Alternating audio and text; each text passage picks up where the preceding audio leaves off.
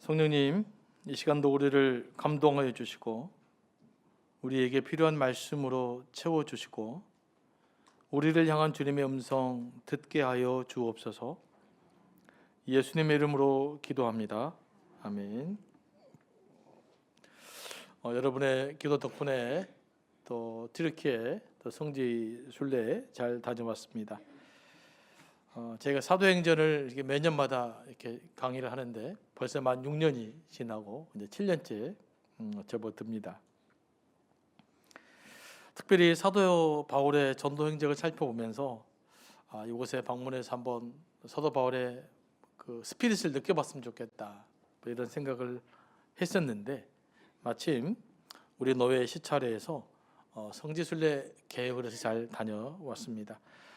바울의 선교지를 방문하다 보니까 주로 그것은 그 무역이 발달했던 대도시였더라고요. 로마는 가장 큰 도시, 그다음에 고린도는 세 번째로 큰 도시, 에베소는 네 번째로 큰 도시, 데살로니가도 아주 큰 도시였고, 또 마게도냐 역시도 또 산업의 중심지역. 그래서 사도 바울 사람이 많은 곳 대도시를 중심으로 선교를 했었구나라는 것들 한 가지 깨달을 수 있었습니다. 또 그것은 주로 그 우상을 숭배하는 곳이었는데 여 신전들이 많았어요. 그 여 신전들이 많았었죠.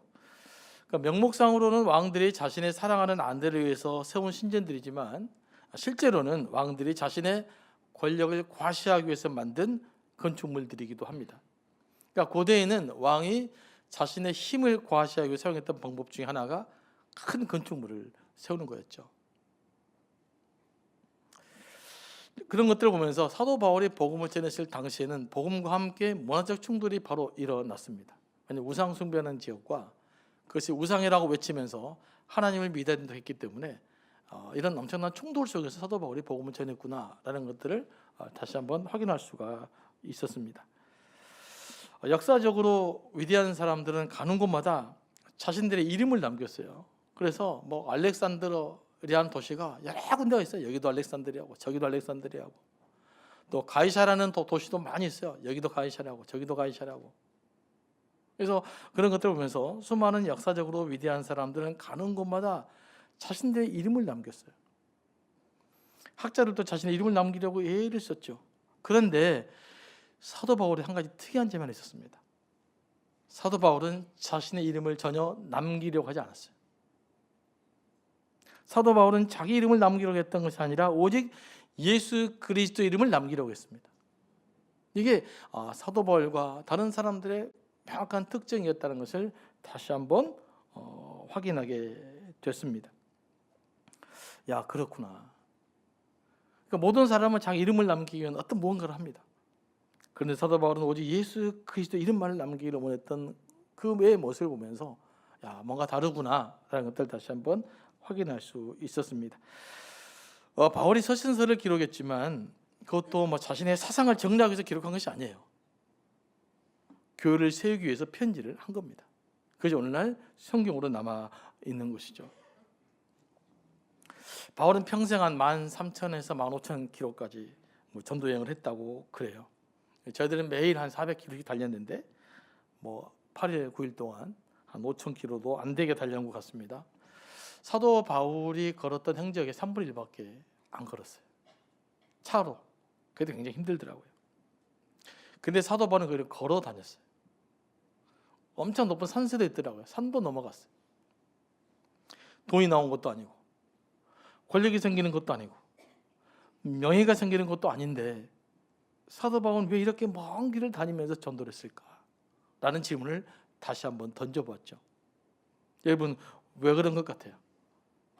돈을 번다, 뭐 좋죠. 명예, 이름을 남길 수 있다, 좋죠. 권력이 생긴다, 좋죠. 근데 그것들도 어떤 것도 생기지 않는 길이었어요. 그것도 춥고 배고프고 매를 맞고 죽을 고비를 여러 번 넘겨가면서까지 어떻게 사도 바울은 이런 엄청난 일들을 감당해낼 수 있었을까? 이게 질문을 했어요. 그런데 제가 한 가지 또 그때 깨달은 것은 뭐냐? 이건 단순히 사명감 하나만 할 수 있는 일이 아니라는 것을 알게 됐어요. 여러분, 사명감 하나 가지고 뭐 의리를 지키기 위해서 평생을 이런 죽을 고비를 넘겨가면서 배고프고 춥고 이 험한 길을 걸어갔을까요? 이건 사명감 그 이상의 무엇이 있다. 그것이 무엇일까? 그가 살아계신 예수님을 실제로 만났기 때문에 그래요. 그리고 인류의 소망을 예수님에게서 보았기 때문에 그래요. 그래서 사도 바울은 이 진리를 그냥 가슴에 품고 있을 수 없었던 거예요. 그냥 나눌 수밖에 없던 거예요. 이건 사명감 차원이 아니라 실제로 하나님을 경험한 사람의 고백, 그 길이었다라는 것들을 다시 한번 생생하게 느끼게 된 겁니다. 예수님을 만나고 보니까 다른 모든 것들이 배설물처럼 느껴진 거예요. 그래서 사도 바울이 저에게 이렇게 외치는 것 같았어요. 제 개인적으로 느끼는 겁니다. 야, 부활하신 예수님이 진짜다. 예수님은 우리가 충분히 우리의 생애를 걸 만한 가치가 있는 분이야. 예수님께 투신해야 된다. 그러면 돈이 조금 없어도, 권력이 좀 없어도, 명예가 없어도, 남이 알아주지 않아도 우리는 행복하고 역동적인 삶을 살 수 있다. 예수 때문에. 뭐 그렇게 들려오는 것 같았어요. 그렇게 외치는 것 같았습니다. 정말 그런 것 같아요.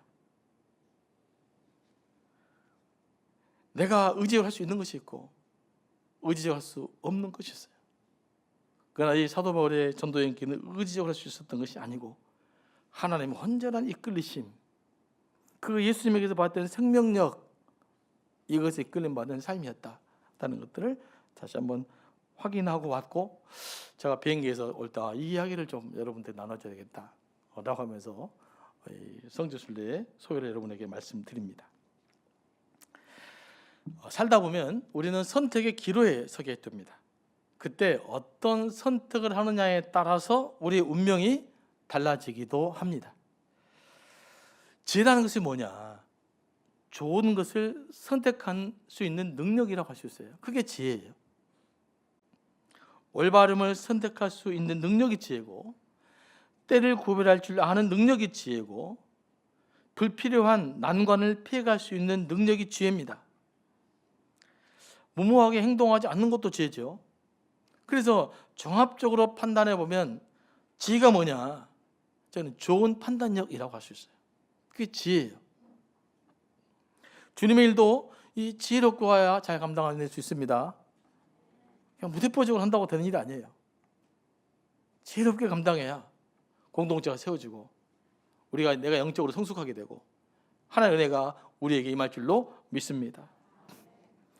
선택을 잘못해서 불행해진 경우가 성경에 종종 언급됩니다. 그 중에 대표적인 인물이 바로 롯이에요. 아브라함의 종들과 롯의 종들이 좁은 땅에서 가축을 먹이다 보니까 자주 다툼이 벌어져요. 그래서 이제 아브라함이 제안하죠. 야, 이곳이 좁아서 우리 함께 못 살겠다. 서로 좀 나눠주자. 그러면서 조카 롯에게 먼저 선택권을 줘요. 네가 먼저 선택해라.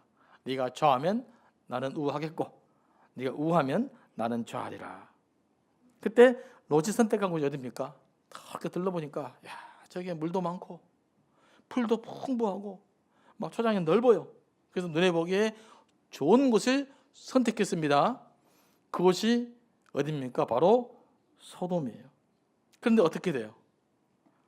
가보니까 풍요롭긴 한데 세상이 타락돼 있었어요. 죄가 만연했어요. 그래서 소돔은 하나님의 심판으로 멸망하게 되죠. 그래서 어떻게 돼요? 롯은 자기가 가지고 있는 모든 소유를 다 잃고 말았어요. 결국은 자기가 사랑하는 아내까지도 이렇게 되었습니다. 완전히 망한 거잖아요. 롯은 왜 잘못된 선택을 했을까요? 소돔 땅에 보기 좋았기 때문입니다. 다시 말해서 양떼를 잘 키울 수 있는 곳, 경제적인 이익을 선택의 기준으로 삼은 거예요. 그래서 하나님을 향한 마음도 없었고 아브라함을 배려하는 마음도 없었습니다. 그 결과 롯도 같이 망하게 된 거예요. 이런 선택의 문제가 오늘 본문에 보면 바울 일행에게도 동일하게 일어납니다. 바울은 무죄를 풀려날 수 있었어요. 하지만 바울이 선택한 것은 뭐였습니까? 무죄를 풀려나는 것이 아니라 오히려 항소해서 로마로 가는 거였어요. 바울은 복음이 멈추는 것이 아니라 복음이 계속 진행되는 길을 선택했던 것입니다. 그래서 이제 결국은 로마로 가게 됐죠. 또 백부장 율리오가 바울과 다른 죄수들의 호송을 맡았고 최고의 전체적인 그 책임자가 됐던 것 같습니다. 오늘 1절 말씀 보면 우리라는 표현이 나와요. 우리가 이렇게 갔다라고 하는데, 이 우리라는 표현을 보면 바울과 누군가가 동행하는 사람이 있었단 말이죠. 그래서 바울과 동행했던 사람을 학자들은 누가라고 봅니다. 누가가 바울과 동행을 한 거예요. 그래서 사도행전은 누가 기록한 겁니까? 누가가 기록한 거잖아요. 그리고 2절 말씀 보면 아리스다고라는 이름이 나와요. 지난번에 제가 설교할 때 한번 여러분에게 나눴던 인물인데, 에베소에서 사도 바울 때문에 폭동이 일어납니다. 그때 사도 바울과 함께 있었던 사람이 아리스다고인데, 이 사람이 사람들이 붙들려가죠, 광장으로. 사도 바울과 함께 가려고 했는데 사람들이 막아서 사도 바울 합류하지 못했지만 극적으로 풀려난 사람이 바로 아리스다고라는 사람입니다. 이 사람도 보니까 같이 배를 타고 갔어요. 그러니까 바울이 지금 로마의 가이사에게 항소를 해가지고 로마로 가고 이송 중인데, 거기에 누가 따라간 거예요? 누가와 아리스다고가 따라간 것입니다. 어떻게 이런 일이 가능하냐? 바로 바울이 가진 로마의 시민권 때문에 그래요. 로마 시민권을 가진 사람은 반역죄를 저지르거나 살인죄를 저지르지 않는 경우에, 일반 소송범일 경우에는 수용원을 데리고 다녔었어요. 그래서 사도 바울은 그런 이유로 수용원 둘을 따라 붙을 수 있었던 것입니다. 그래서 감옥에 갇힌 바울을 위해서 여러 가지 도움을 줬던 분이 바로 아리스다고, 누가 이렇게 된 거죠. 이제 그들이 탄 배는 아드라모테노입니다. 그러면 바울이 어떤 경로를 통해서 지금 이동하고 있는가, 지도를 통해 다시 한번 설명하도록 하겠습니다. 이 지도가 보이시죠? 여러분이 보기 이쪽이네요. 가이사라 보입니다. 가이사라에서부터 출발했습니다. 근데 이때가 이미 이제 가을이었어요. 그래서 가을이었기 때문에 항해하기는 별로 적절하지 않는 시기였는데 이때 배가 출항하게 됩니다. 그래서 가이사라에서 아드라모테노라는 배를 타고 그 다음에 배 바로 위에 시돈 쪽에 도착하죠. 여기에서 무슨 일이 벌어집니까? 율리오가 되게 마음이 좀 착한 사람이었던 것 같아요. 사도 바울을 배에서 잠시 내리게 해서 친구들이 대접을 받게 만들어줘요. 이것도 사도 바울이 로마 시민권자였기 때문에 가능한 것이죠. 이렇게 이제 하루를 보내고 이제 다시 어디로 갑니까? 구브로, 지금 사이프러스라고 조금만 옆에 나오는데 그 구브로 나오죠. 거기를 해안선을 따라서 향해 갔습니다. 바람이 불기 때문에 섬 주변에서 바람을 피해갈 수 있는 길을 따라 항로를 잡아서 가는 길이었습니다. 그리고 이제 길리디기아 이렇게 나오죠. 이쪽으로 지나갑니다. 지금으로 말하면 이제 튀르키예 남쪽 바다를 건너서 위쪽 올라가면 무라시가 나옵니다. 이제 거기에 도착을 해요. 거기에서 바울의 일행은 이탈리아로 가는 배로 갈아탑니다. 알렉산드리아에서 로마로 가는 배예요. 이게 무슨 배냐면, 알렉산드리아에 있는 그 이집트 삼각주가 엄청난 곡창지대잖아요. 그러니까 거기에 있는 곡창지대의 곡물을 배에 가득 싣고 로마로 가서 무역하는 선이에요. 그래서 여기가 사람도 같이 태워갑니다. 근데 사람이 몇 명이 탔습니까? 276명의 대형 식량 수송선이었어요. 그러니까 여러분, 지금은 279명을 탄다, 300명을 탄다, 이게 별것 아니지만 당시에는 가장 큰 배라고 볼 수 있어요. 이게 가장 큰 무역선으로 갈아타게 된 겁니다. 자, 비행기로 따지면 무라시까지는 국내선이고 저기서 국제선을 갈아타는 이런 느낌입니다. 그런데 이곳에서 이탈리아로 가는 길이 순조롭지가 않아요. 이때부터 바람이 점점점 거세게 불어오기 시작했습니다. 그래서 오늘 말씀 보니까 저기 아까 그 무라시에서 출발하는데 그레드 섬 보이죠? 출발하는데 여러 날이 걸렸다고 말해요. 여러 날이 안 걸려야 되는데, 그래서 여러 날이 걸려서 어렵게 겨우 미향이라는 항구에 도착했습니다. 저 섬에 있죠. 섬 쪽에 보면 위쪽 아래쪽에 있는데 이 아래쪽이 이제 미양이죠. 아주 조그만 항구예요. 근데 9절 말씀 보니까 여러 날 금식하는 절기가 이미 지났다라고 표현하고 있거든요. 그러니까 9월에서 10월 초에 행해지는 유대인의 대속주일을 가리키는데 이 시기가 이미 지났다라고 말합니다. 그러면 10월 초순에서 중반으로 넘어가는 시기겠죠. 그 이미 지나갔다는 말은 벌써 어떤 느낌이 듭니까? 아, 지금 일정에 뭔가 좀 차질이 빚기 시작했구나 라는 것을 우리가 알 수 있습니다. 그래서 이제 미항까지 어렵게 배가 와요. 일정보다 훨씬 늦게. 그래서 이제 미항이라는 항구에서 다음 항해에 대한 일정을 논의합니다. 그 일정을 어떤 일정을 논의하느냐? 기상이 험악해도 위험을 무릅쓰고 항해할 것인지, 아니면 기상이 어려우니까 봄이 올 때까지 겨울을 이곳에서 머물 것인지를 결정하는 회의예요. 이때 사도 바울이 말합니다. 뭐라고 말합니까?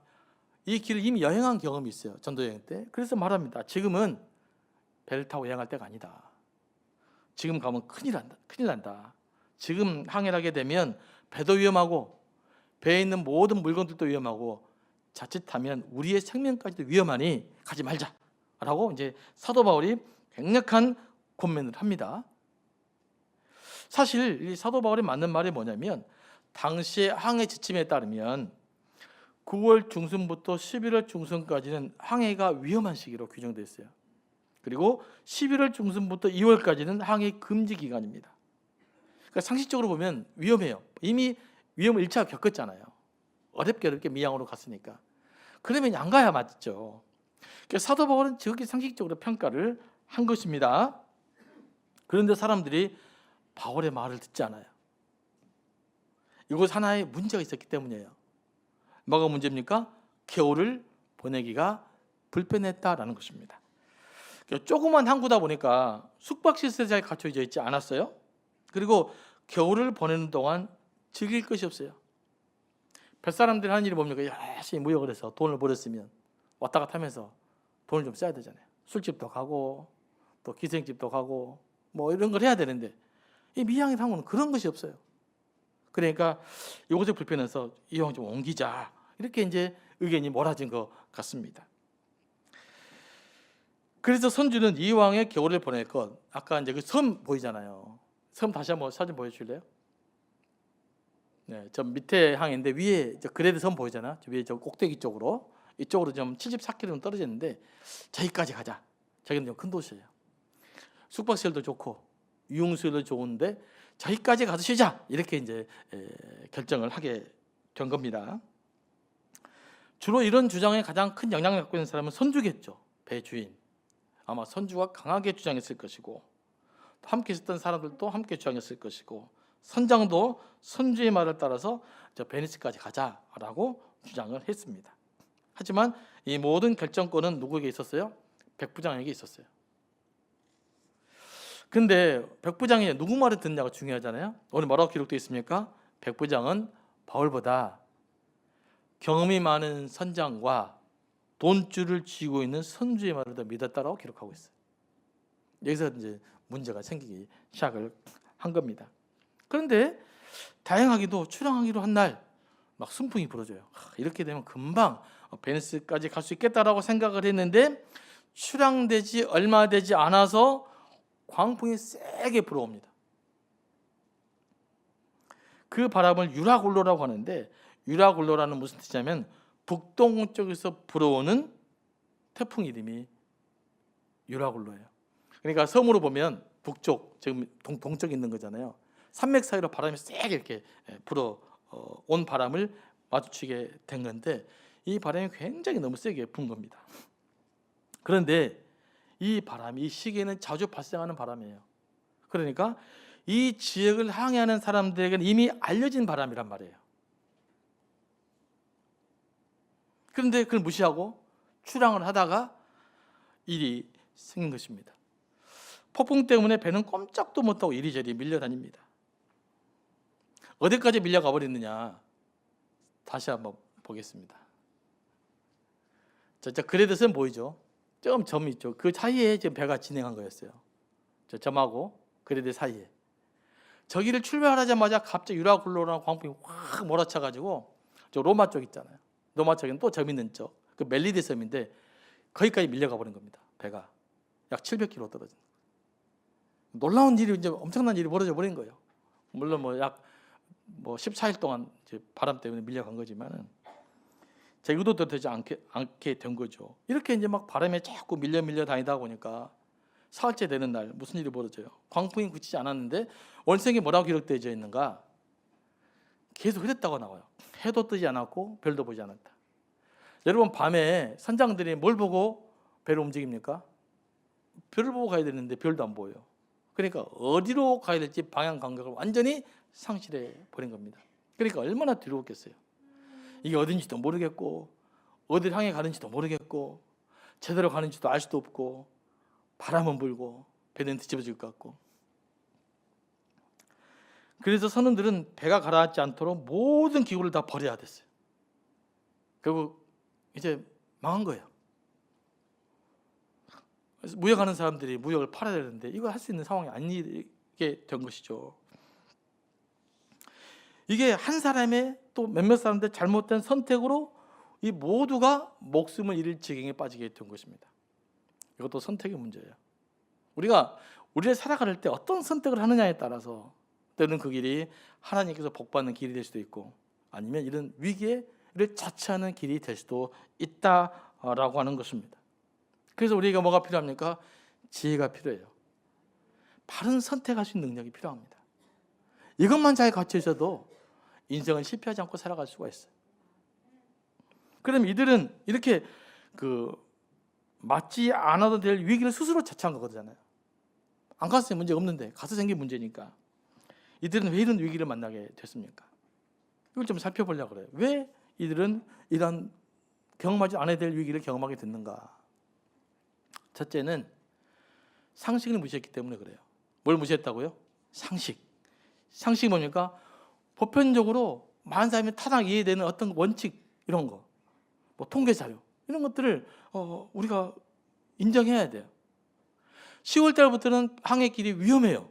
그건 상식이에요. 그러면 상식에 충실한 사람은 위험한 길은 어떻게 하는 게 좋아요? 위험한 길은 안 가는 게 제일 좋죠. 그러지 않겠어요? 그런데 이걸 무시하고 가다가 문제가 생긴 것입니다. 여러분, 우리가 삶을 지혜롭게 잘 살려면요, 일단 기본적으로 뭐에 충실해야 되느냐? 상식적이고 함정인 것에 충실해야 돼요.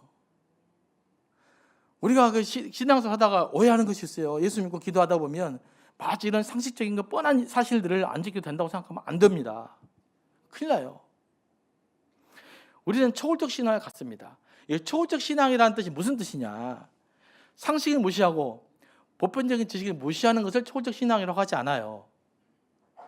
보편적 상식적인 것인데 그보다 한 걸음 더 뛰어난 거, 이걸 초월이라고 그래요.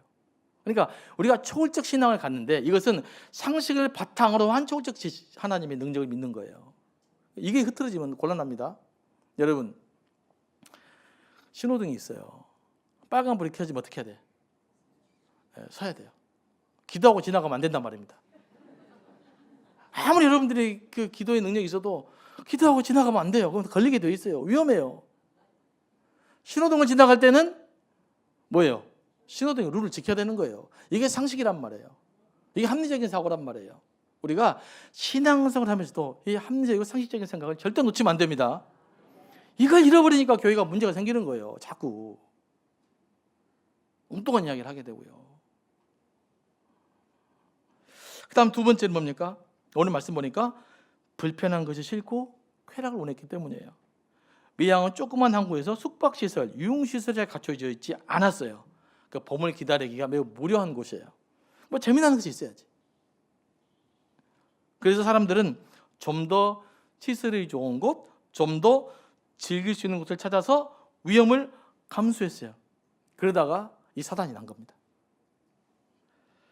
요즘도 목숨을 걸고 쾌락을 즐기는 사람이 있어요. 아주 위험한 겁니다. 적당하게 재밌게 살고 너무 위험한 쾌락을 즐기지 마시기 바랍니다. 이거 좋은 게 아니에요. 우리가 목숨을 걸어야 될 것은 쾌락이 아닙니다. 진리이신 예수 그리스도인 줄로 믿습니다. 사람을 살리고 세우는데 목숨을 걸어야지. 저는 2부 때 우리 젊은이들에게 이야기 말했어요. 젊은이들이 어디에 목숨을 걸어야 되느냐? 자기 실력을 키우는데 목숨을 좀 걸어라. 그리고 예수님께 목숨을 걸어라. 그래야 산다. 그러지 않습니까? 조금 재밌는 거, 조금 즐거운 거, 조금 자극적인 거 이거 선호하지 마시기 바랍니다. 이거 영적으로 좀 잘 살려면요, 조금 무료하게 사는 법을 익혀야 돼요. 무료하게. 그러지 않습니까? 일상적인 것, 빤한 것, 그것을 잘해야 돼요. 그걸 잘 견뎌내는 거, 이게 성숙이에요. 재미난 것은 다 잘하죠. 근데 우리가 실력을 키우거나 영적 성장을 위해서는 재밌는 것 갖고 안 돼요. 빤한 것, 무료한 것, 규칙적인 것을 잘 해내실 때 여기서부터 뭔가가 일어날 줄로 믿습니다.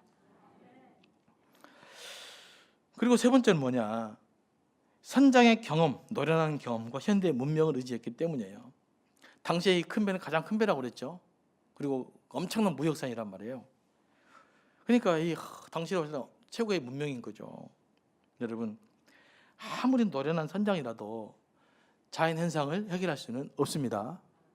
아무리 큰 현대 과학 문명을 가져도요, 자연 현상을 거스릴 수가 없어요.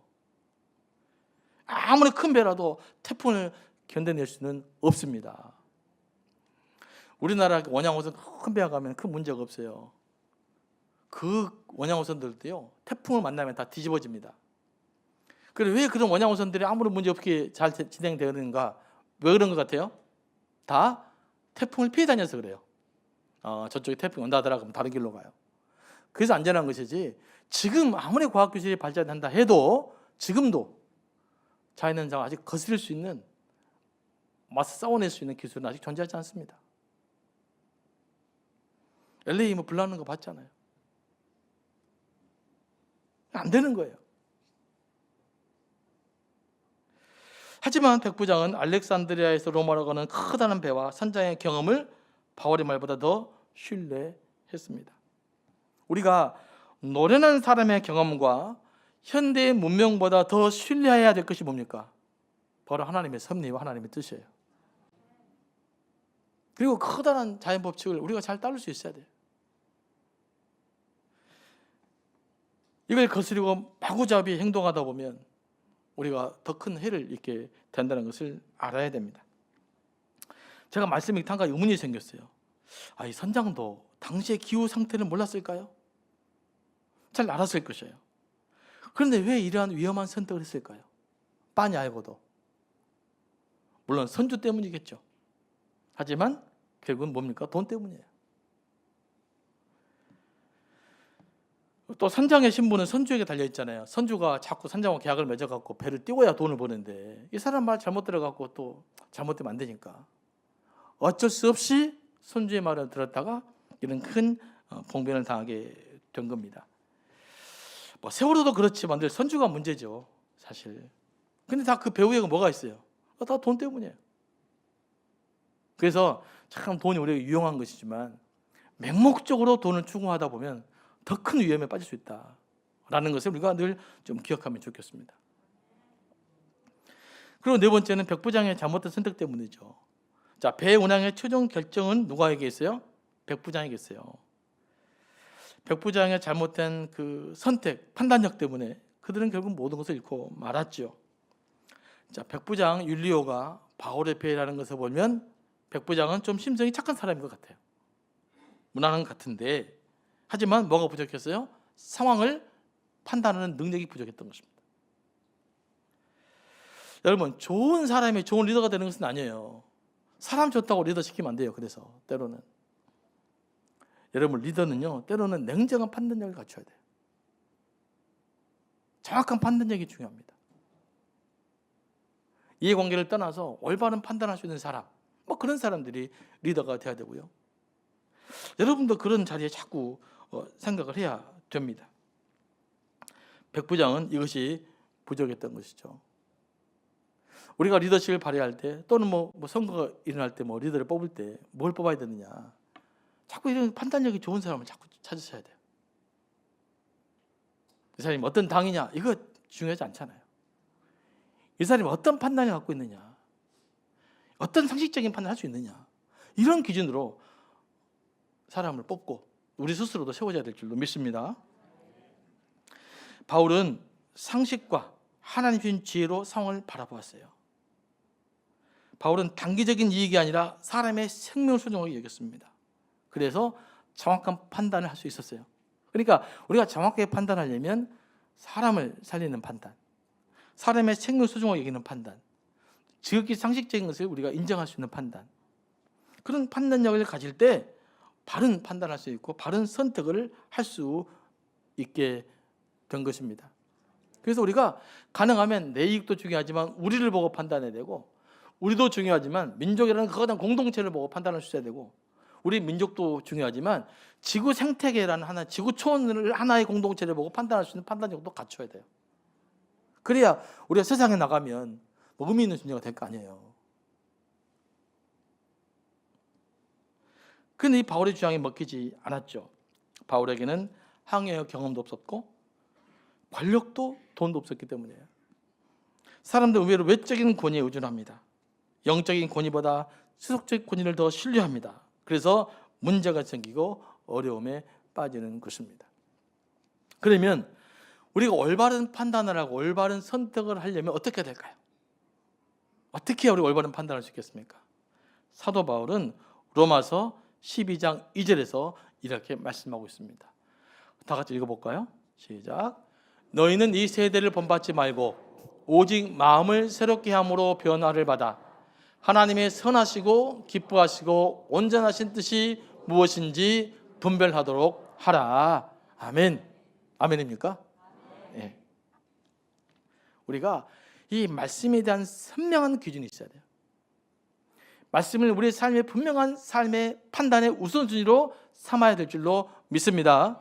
그래서 말씀 전체를 생각하고 내게 주어진 상황들을 객관적으로 잘 판단하고 성령의 음성을 들으면서 나아가면 우리가 정확하게 판단할 수 있어요. 그러면 우리가 바른 길, 복된 길로 우리가 하나님 인도하심을 받을 줄로 믿습니다.